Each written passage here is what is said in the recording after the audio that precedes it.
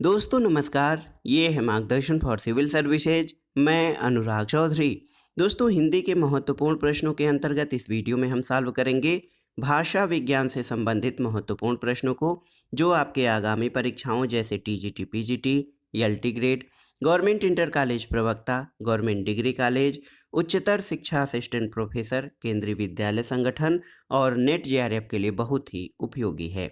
तो आइए शुरू करते हैं हिंदी के अंतर्गत भाषा विज्ञान से संबंधित महत्वपूर्ण प्रश्नों को। पहला प्रश्न है दोस्तों, आधुनिक भाषा विज्ञान का जनक कौन है? आपको बताना है। ऑप्शन है आपके ब्लूमफील्ड, जेस्पर्सन, सोस्यूर या ग्लीसन। तो आपको बताना है कि आधुनिक भाषा विज्ञान का जनक किसे कहा जाता है। सही उत्तर है ऑप्शन सी, सोस्यूर। दोस्तों फर्डिनेंड द सोस्यूर, जिनका समय काल 1857 से 1913 ईस्वी रहा है, इनका नाम आधुनिक भाषा विज्ञान के जनक के रूप में लिया जाता है। उनके द्वारा प्रतिपादित सिद्धांत भाषाई क्रांति के रूप में उभरे, इसलिए आधुनिक भाषा विज्ञान का जनक फर्डिनेंड द सोस्यूर को कहा जाता है। अगला प्रश्न है दोस्तों, किस विद्वान ने सर्वप्रथम आर्य भाषाओं के अध्ययन की ओर भाषा वैज्ञानिकों का ध्यान आकृष्ट किया? ऑप्शन देखते हैं, विलियम जोन्स, ग्रियर्सन, बीम्स या फिर हार्नले। तो सही उत्तर क्या हो जाएगा? सही उत्तर है ऑप्शन डी, हार्नले। दोस्तों सबसे पहले हार्नले ने आर्य भाषाओं के अध्ययन की ओर भाषा वैज्ञानिकों का ध्यान आकृष्ट किया और इन्होंने कई भारतीय आर्य भाषाओं का सबसे पहले वर्गीकरण किया। दोस्तों आप जानते हैं कि आधुनिक आर्य भाषा विज्ञान का जनक सोस्यूर को माना जाता है। अगले प्रश्न पर आते हैं दोस्तों, भाषा विज्ञान की दृष्टि में प्रयत्न लाघव का अर्थ क्या है? ऑप्शन देखते हैं, शीघ्र बोलना, कम समय में अधिक बोलना, बोलने की मितव्ययिता या उच्चारण की सुविधा। तो सही उत्तर है दोस्तों, भाषा विज्ञान की दृष्टि से प्रयत्न लाघव का अर्थ उच्चारण की सुविधा है। ऑप्शन डी आपका सही उत्तर है। और प्रयत्न लाघव को दोस्तों मुख सुख भी कहा जाता है। अगला प्रश्न है कि वाराणसी का बनारस रूप में विकास उदाहरण है किसका? व्यंजन विपर्यय का, व्यंजनागम का, व्यंजन लोप का या फिर स्वर व्यंजनागम का। तो आपको बताना है कि वाराणसी का बनारस के रूप में विकास किसका उदाहरण है। तो सही उत्तर है ऑप्शन ए, व्यंजन विपर्यय। दोस्तों विपर्यय किसी शब्द के स्वर, व्यंजन या अक्षर को एक स्थान से दूसरे स्थान पर ले जाता है और दूसरे से पहले स्थान पर चले जाते हैं। इसके कई भेद हैं, स्वर विपर्यय, व्यंजन विपर्यय, अक्षर विपर्यय। वाराणसी का बनारस रूप में व्यंजन विपर्यय विकास का उदाहरण है। तो वाराणसी का जो बनारस रूप है वो याद रखिएगा व्यंजन विपर्यय का उदाहरण है।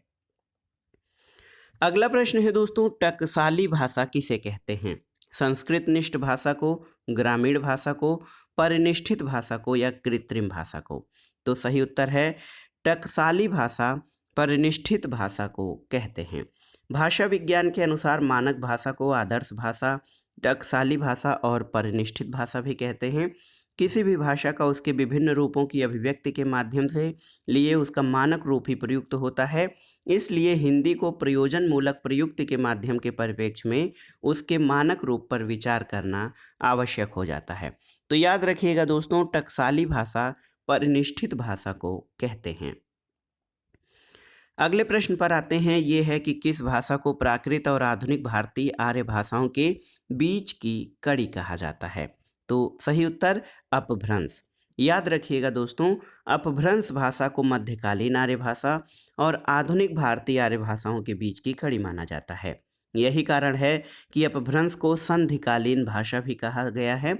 और अपभ्रंश का सबसे प्राचीन उदाहरण के प्रमाण भरत मुनि के नाट्य शास्त्र में मिलता है, जहाँ इसे विभ्रष्ट भाषा कहा गया है। दंडी ने इसे आभीर भाषा कहा है, जबकि किशोरीदास वाजपेयी ने इसे ड़ भाषा कहा है। तो याद रखिएगा दोस्तों, अपभ्रंश भाषा को प्राकृत और आधुनिक भारतीय भाषाओं के बीच की कड़ी या संधिकालीन भाषा कहा जाता है। अगले प्रश्न पर चलते हैं। ये प्रश्न भी बहुत ही इम्पोर्टेंट हैं दोस्तों। इसमें देखिए, निम्नलिखित में भाषा की प्रमुख प्रकृति कौन सी है? देखिए, सरलता से क्लिष्टता की ओर, जटिलता से सरलता की ओर, भावों से विचारों की ओर या विचारों से भावों की ओर? तो सही उत्तर क्या है? भाषा की प्रकृति दोस्तों जटिलता से सरलता की ओर जाने की होती है। भाषा वैचारिक और मानस पटल पर उद्वेलित होने वाली भावनाओं का प्रतिबिंब है और विश्व में कई भाषाएं बोली जाती हैं और संभवतः सभी भाषाएं आपस में संवेदना के स्तर पर जुड़ाव रखती हैं। लेकिन हिंदी भाषा अपनी सहजता और लचीलेपन के कारण संवेदनशीलता की इस विशेषता के अत्यंत निकट है। और आप देख सकते हैं दोस्तों, हिंदी शब्द पूर्व में भारतीयता या भारत से संबंधित का द्योतक था, जो कि प्रायः अभारतीयों द्वारा प्रयोग में लाया जाता था। अर्थात वे लोग जो भारत से आए हैं या भारतीय हैं, उन्हें और उनकी बोली को हिंदवी कहते थे। कालांतर में ये शब्द हिंदी प्रदेश की उपभाषाओं और बोलियों के लिए प्रयुक्त होने लगा। और हिंदी के इतिहास पर नज़र डालें तो पाएंगे कि इसका इतिहास हजार वर्ष से भी पुराना है और ये भाषा अपनी विकास प्रक्रिया में एक गतिशील नदी की तरह बहती हुई निरंतर जटिलता से सरलता की ओर अग्रसर हुई है। तो बहुत ही महत्वपूर्ण प्रश्न है दोस्तों, भाषा की प्रकृति जो होती है, मुख्य प्रकृति, वो जटिलता से सरलता की ओर विकास होना होता है। अगला प्रश्न है दोस्तों, देखिए न्यायालयी भाषा में शब्द और उसके अर्थ में क्या होता है? तो सही उत्तर है निश्चितता, ऑप्शन ए। न्यायालय की भाषा में शब्द और उसके अर्थ में निश्चितता रहती है, जिससे कि शब्द का अर्थ समझने में किसी प्रकार का भ्रम न उत्पन्न हो। अगला प्रश्न है दोस्तों, कोई भी बोली या भाषा मानकता प्राप्त करने पर क्या हो जाती है? देखिए दुरूह, सरल, भावपूर्ण या सरस। तो दोस्तों कोई भी बोली या भाषा मानकता प्राप्त करने पर सरल हो जाती है, जिससे कि सभी लोगों में उसका मानक स्वरूप प्रचलित हो सके। अगला प्रश्न है, एकाक्षरी भाषा परिवार से तात्पर्य क्या है? देखिए रोमिटिक हेमिटिक परिवार, चीनी भाषा परिवार, काकेशियन परिवार या आस्ट्रो एशियाटिक परिवार। तो सही उत्तर है दोस्तों चीनी भाषा परिवार एकाक्षरी भाषा परिवार कहा जाता है। चीनी और तिब्बती भाषा परिवार को एकाक्षर परिवार की भाषा कहा जाता है और ये उसकी आकृतिगत विशेषताओं को प्रभावित करता है। इस परिवार की भाषाओं का मुख्य क्षेत्र चीन, तिब्बत और बर्मा है। भूटान और भारत के उत्तर क्षेत्र में भी इस परिवार के बोलने वाले लोग हैं और इस परिवार की मुख्य भाषा चीनी है। अगला प्रश्न है दोस्तों, भाषा विज्ञान के तत्वों को व्यक्त करने वाली विशेष शब्दावली को क्या कहते हैं? तो उत्तर है पारिभाषिक शब्दावली। देखिए दोस्तों, भाषा विज्ञान के जो तत्व हैं उनको व्यक्त करने वाली विशेष शब्दावली को पारिभाषिक शब्दावली कहते हैं। उदाहरण के लिए जीव विज्ञान के संदर्भ में कोशिका का विशेष अर्थ है और उसे ही उसका अर्थ, कोशिका का अर्थ उसी रूप में लिया जाता है। जीव विज्ञान में जो कोशिका है उसको सेल कहते हैं और उसका उसी विशेष अर्थ में लिया जाता है और इसे पारिभाषिक शब्दावली कहते हैं। अगला प्रश्न है, पारिभाषिक शब्दावली किसके लिए है? तो सही उत्तर है पारिभाषिक शब्दावली दोस्तों ज्ञान की किसी एक शाखा के जिज्ञासु के लिए है। और पारिभाषिक शब्दावली आप जानते हैं भाषा विज्ञान के तत्वों को व्यक्त करने वाली विशेष शब्दावली होती है और ये शब्दावली ज्ञान की किसी एक शाखा के जिज्ञासु के लिए है। ज्ञान के विभिन्न क्षेत्रों जैसे विज्ञान, गणित, अर्थशास्त्र, भूगोल, चिकित्सा, वाणिज्य, विधि, दर्शन इत्यादि क्षेत्रों में होने वाले विकास के कारण अलग अलग प्रकार के पारिभाषिक शब्द विकसित होते जा रहे हैं, जो विशेष विषय विशेष के संदर्भ में एक निश्चित अर्थ प्रदान करते हैं। अगला प्रश्न है दोस्तों, पारिभाषिक शब्दावली का निर्धारण कौन करता है? आपको बताना है। ऑप्शन देखिए, भाषा वैज्ञानिक, राष्ट्रपति, कवि व साहित्यकार या फिर समाज। तो सही उत्तर है ऑप्शन ए, भाषा वैज्ञानिक। पारिभाषिक शब्दावली का निर्धारण भाषा वैज्ञानिकों के द्वारा किया जाता है। अगला प्रश्न है, वैज्ञानिक शैली का तात्पर्य किससे है? तो सही उत्तर है वस्तुनिष्ठ शैली से। दोस्तों वैज्ञानिक शैली का तात्पर्य प्रायः वस्तुनिष्ठ शैली से है। ऑप्शन बी आपका सही उत्तर है। अगला प्रश्न है दोस्तों, हिंदी की वैज्ञानिक और तकनीकी शब्दावली मूलतः किस भाषा की शब्दावली का अनुवाद है? ऑप्शन देखते हैं, फारसी, अंग्रेजी, संस्कृत या उर्दू। तो सही उत्तर है ऑप्शन बी, अंग्रेजी। दोस्तों हिंदी की वैज्ञानिक और तकनीकी शब्दावली मूलतः अंग्रेजी भाषा की शब्दावली का अनुवाद है। जैसे मीटर, रेडियो, किलोग्राम, थर्मामीटर, ये सभी अंग्रेजी भाषा की शब्दावली से हिंदी में प्रयुक्त हो रहे हैं। अगला प्रश्न है कि कार्यालयी हिंदी की भाषा कैसी होनी चाहिए?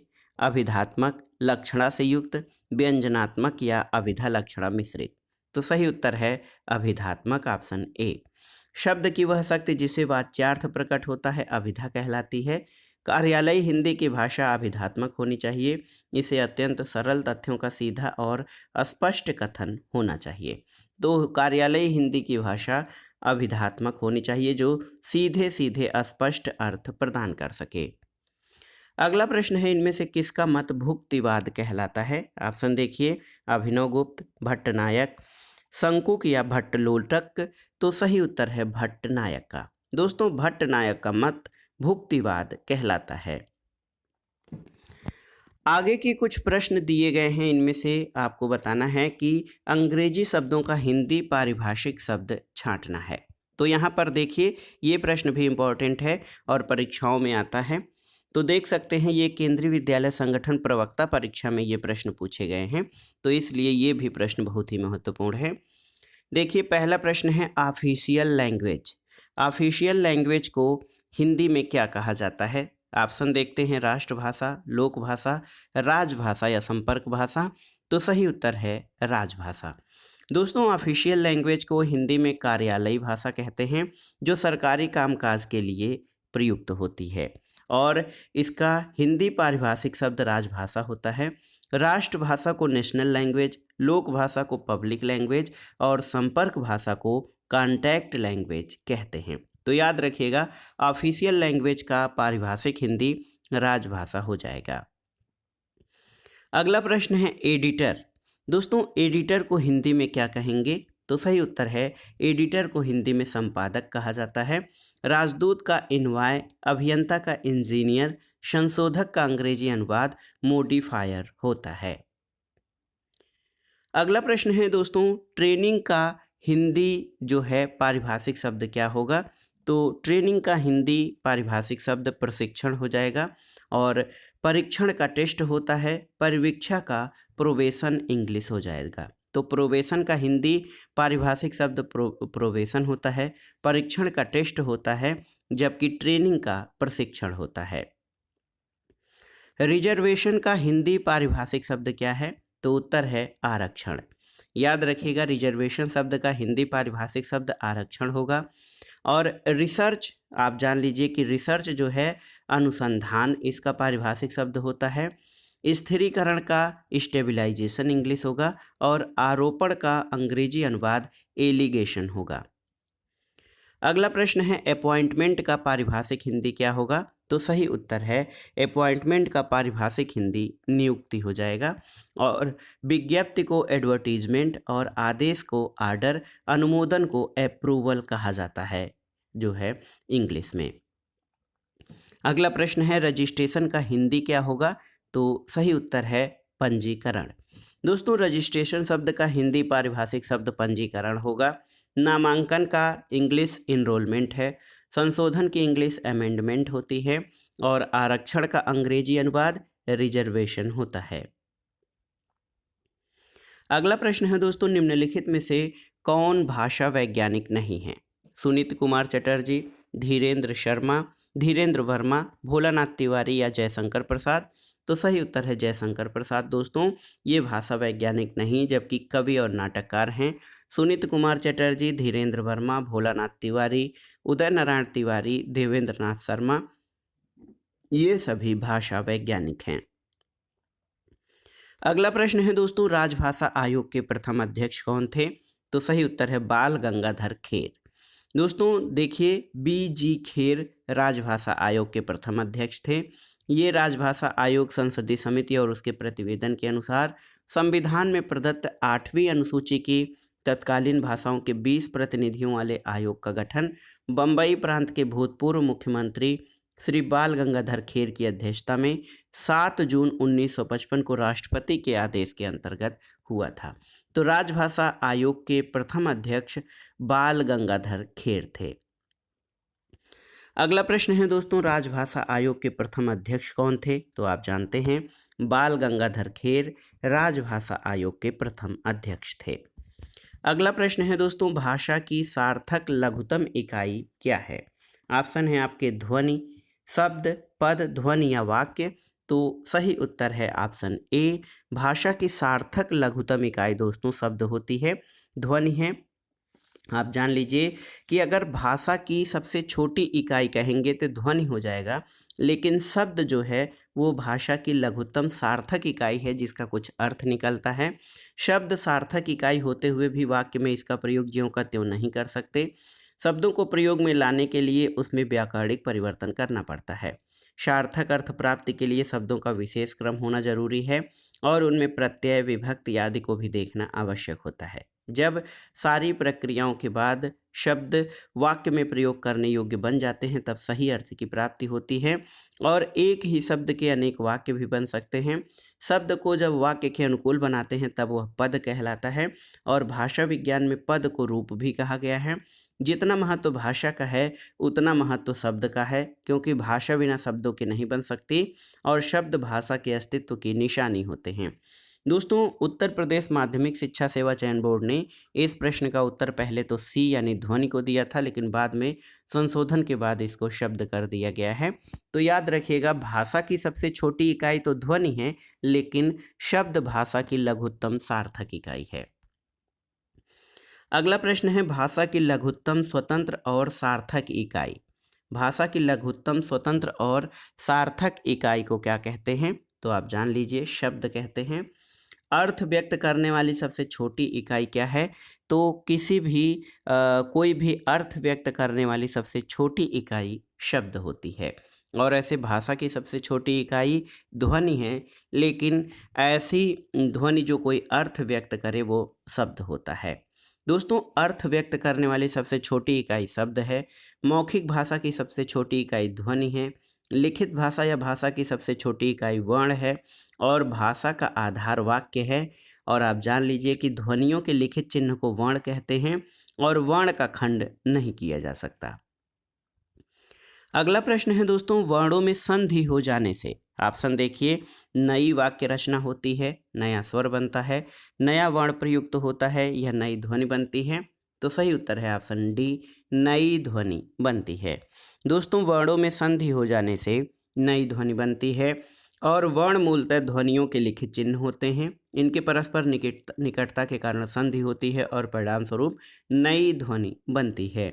इन्हीं ध्वनियों के सार्थक समूह से शब्द तथा शब्दों के सार्थक और व्यवस्थित समूह से वाक्यों का निर्माण होता है। दोस्तों, ध्वनि जो है वो मौखिक भाषा की और वर्ण लिखित भाषा की सबसे छोटी इकाई है। वर्ण या ध्वनि अखंड हैं, इनका खंड नहीं किया जा सकता और शब्द भाषा की सबसे छोटी सार्थक इकाई है। वाक्य भाषा का आधार माना जाता है। अगला प्रश्न है दोस्तों, भारतवर्ष की आदि भाषा क्या है, आपको बताना है। तो आप जानते हैं, भारतवर्ष की आदि भाषा वैदिक संस्कृति है, लौकिक संस्कृति नहीं बल्कि वैदिक संस्कृति भारतवर्ष की आर्य भाषा है, जिसमें हमारे वेद लिखे गए हैं और इनकी लिपि देवनागरी है। भारत की भाषाओं का अगर विकास क्रम देखें तो सबसे पहले वैदिक संस्कृति, वैदिक संस्कृत, फिर लोक संस्कृत यानी जिसको हम संस्कृत कहते हैं, उसके बाद पाली, ये भारत की प्रथम देश भाषा रही, और प्राकृत, और फिर लास्ट में अपभ्रंश जो है, तो ये आधुनिक आर्य भाषाएं इसके बाद यानी अपभ्रंश के बाद विकसित हुई हैं। अगला प्रश्न है दोस्तों, भारत की संपर्क भाषा या कॉन्टैक्ट लैंग्वेज कौन सी है? संस्कृत, अंग्रेजी, हिंदी या उर्दू? तो सही उत्तर है हिंदी। दोस्तों, संपर्क भाषा उस भाषा को कहते हैं जो किसी क्षेत्र में सामान्य रूप से किसी भी दो ऐसे व्यक्तियों के बीच प्रयोग हों जिनकी मातृभाषाएं अलग अलग हों। इस दृष्टि से भारत में हिंदी और अंग्रेजी दोनों को संपर्क भाषा के रूप में माना जा सकता है, लेकिन भारत में भाषाओं में हिंदी को संपर्क भाषा के रूप में स्वीकार किया गया है, इसलिए भारत की संपर्क भाषा हिंदी है। अंग्रेजी को विश्व की संपर्क भाषा माना जाता है।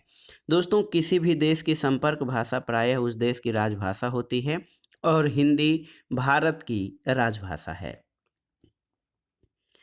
अगले प्रश्न पर आते हैं, हिंदी के विकास के संबंध में निम्नांकित कथनों में असत्य कौन सा है? देखिए, हिंदी का विकास संयोगात्मक भाषा के विकास के रूप में हुआ है। हिंदी का विकास लगभग 1000 ईस्वी से माना जाता है। हिंदी अपभ्रंश के बाद की भाषा है और हिंदी एक वियोगात्मक भाषा है। तो इसमें से दोस्तों ऑप्शन ए आपका सही नहीं है, कि हिंदी का विकास संयोगात्मक भाषा के रूप में हुआ है। तो दोस्तों हिंदी का विकास संयोगात्मक भाषा के रूप में नहीं हुआ है, बल्कि वियोगात्मक भाषा के रूप में हुआ है। और वस्तुतः संस्कृत भाषा से ही पाली, प्राकृत, अपभ्रंश से होती हुई हिंदी का विकास होता है। तो ये 3 कथन कि हिंदी का विकास 1000 ईस्वी से माना जाता है, हिंदी अपभ्रंश के बाद की भाषा है और हिंदी एक वियोगात्मक भाषा है, ये सही है। पहला कथन कि हिंदी का विकास संयोगात्मक भाषा से हुआ है, सही नहीं है। अगला प्रश्न है दोस्तों, हिंदी की मूल उत्पत्ति किस अपभ्रंश से मानी जाती है? मागधी, सौरसेनी, अर्धमागधी अपभ्रंश या पैशाची अपभ्रंश? तो दोस्तों हिंदी की उत्पत्ति जो है, अगर जो ऐसे देखा जाए तो इसमें से कोई उत्तर सही नहीं होगा, क्योंकि हिंदी 5 उपभाषाओं और अनेक बोलियों का सम्मिलित रूप है। तो अगर जो हम भाषाएं और उपभाषाओं की बात करें तो यहाँ पर आप देख सकते हैं कि सौरसेनी अपभ्रंश की उपभाषाओं में पश्चिमी हिंदी, राजस्थानी हिंदी और पहाड़ी हिंदी आते हैं। पश्चिमी हिंदी की विशेषताओं में कि पश्चिमी हिंदी आकार बहुला कौरवी, खड़ी बोली, हरियाणवी, बांगरू, दक्षिणी, ये पश्चिमी हिंदी की विभिन्न बोलियां हैं और ये सभी सौरसेनी अपभ्रंश के अंतर्गत आती हैं। सौरसेनी अपभ्रंश की दूसरी उपभाषा राजस्थानी हिंदी है, जिसके अंतर्गत मारवाड़ी, जयपुरी या ढूढ़ाड़ी, मेवाती और मालवी बोलियां आती हैं। पहाड़ी हिंदी के अंतर्गत कुमायूनी और गढ़वाली उपबोलियां जो हैं बोलियां आती हैं, शामिल हैं। तो ये देखिए सौरसेनी अपभ्रंश में 3 उपभाषाएं और उनकी बोलियां थीं। अर्धमागधी अपभ्रंश में पूर्वी हिंदी इसकी उपभाषा है और इसके अंतर्गत अवधी, बघेली और छत्तीसगढ़ी बोलियां शामिल हैं।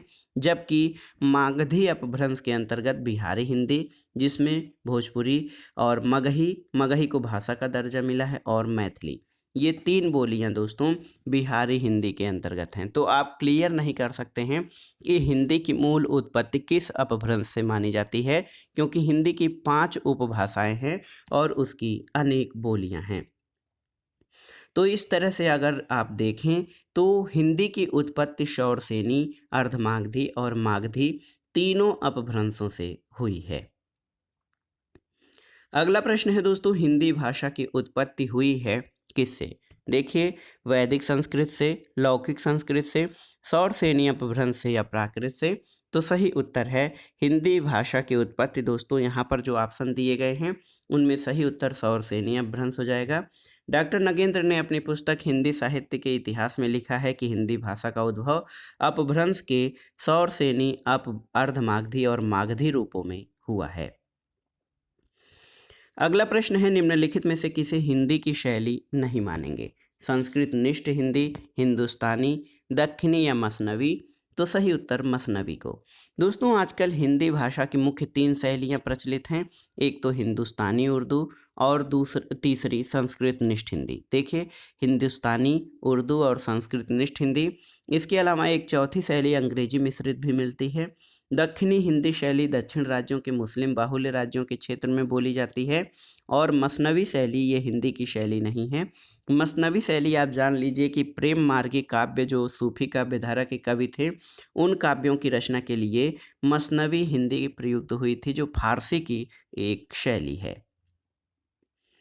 अगला प्रश्न है दोस्तों, नीचे भाषा की 4 विशेषताएं दी गई हैं और इनमें से जो एक गलत विशेषता है उसे चुनना है। भाषा परिवर्तनशील होती है, सही है। भाषा पैतृक संपत्ति होती है, सही नहीं है। भाषा सामाजिक संपत्ति है, सही है। और भाषा अनुकरण के द्वारा सीखी जाती है। तो इसमें से गलत कथन जो है वो ये हो जाएगा कि भाषा पैतृक संपत्ति होती है, ये आपका सही नहीं है। तो ऑप्शन बी आपका सही उत्तर हो जाएगा। इस क्रम में आप भाषा की विशेषताओं को अगर जो देखें तो आपको पता चलेगा कि भाषा प्रतीकात्मक है, भाषा ध्वनिमय होती है, भाषा का संबंध मनुष्य से है, भाषा कठिनता से सरलता की ओर चलती है, भाषा की क्षेत्रीय सीमा होती है, भाषा परिवर्तनशील होती है, समाज के सांस्कृतिक विकास और पतन के साथ भाषा के विकास और पतन जुड़े होते हैं, भाषा सामाजिक संपत्ति होती है और भाषा अनुकरण द्वारा सीखी जाती है। इससे स्पष्ट है कि भाषा पैतृक संपत्ति नहीं होती है। अगला प्रश्न है दोस्तों, जिस भाषा में अरबी, फारसी, तुर्की शब्दों का अधिक प्रयोग होता है वो भाषा कौन सी है, आपको बताना है। ऑप्शन है हिंदुस्तानी, हिंदुस्तानी, भोजपुरी, अवधी या मैथिली? तो सही उत्तर है जो हिंदुस्तानी। दोस्तों खड़ी बोली में अगर आप देखेंगे तो बोलचाल के शब्दों में आधारभूत शब्दावली, बहुप्रचलित तद्भव शब्द, सरल बहुप्रचलित संस्कृत शब्द और सरल बहुप्रचलित अरबी, फारसी, तुर्की शब्द का प्रयोग होता है। तो उसे बोलचाल की हिंदी या हिंदुस्तानी कहते हैं। और आप जान लीजिए कि आजकल हिंदी भाषा की जो 3 शैलियाँ प्रचलित हैं, एक तो हिंदुस्तानी, दूसरा उर्दू और तीसरा संस्कृत निष्ठ हिंदी। तो इसमें जो हिंदुस्तानी जो शैली है एक तरह से कहा जाए तो इसमें अरबी, फारसी, तुर्की शब्दों का प्रयोग अधिक होता है। तो दोस्तों ये था आज का वीडियो। हिंदी के महत्वपूर्ण प्रश्नों के अंतर्गत इस वीडियो में आपने भाषा विज्ञान से संबंधित महत्वपूर्ण प्रश्नों को सॉल्व किया, जो आपके आगामी विभिन्न परीक्षाओं के लिए बहुत ही उपयोगी हैं। आगे के वीडियो में दोस्तों हम हिंदी की बोलियों से संबंधित महत्वपूर्ण प्रश्नों को कवर करेंगे। तो हमारे चैनल से जुड़े रहें, वीडियो को लाइक करें, शेयर करें और इस चैनल मार्गदर्शन फॉर सिविल सर्विसेज को सब्सक्राइब करें। वीडियो देखने के लिए धन्यवाद दोस्तों। नमस्कार।